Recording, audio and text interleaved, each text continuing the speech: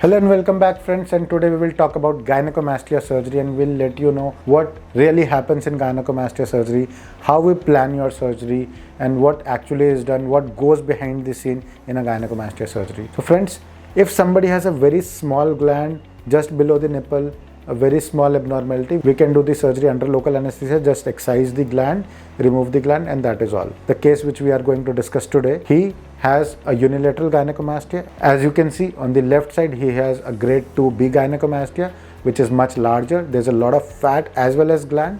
But if you compare it with the right side, he has grade 1 or grade 2A gynecomastia, which is very little amount of gland, some amount of fat because he is slightly obese, and that is what makes a grade 1 or a grade 2A gynecomastia.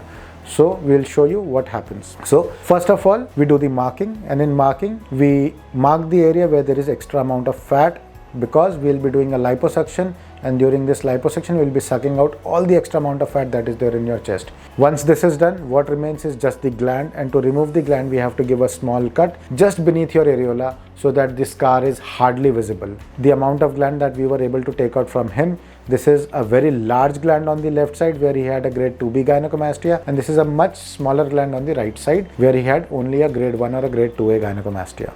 And this is his result at about 2 months.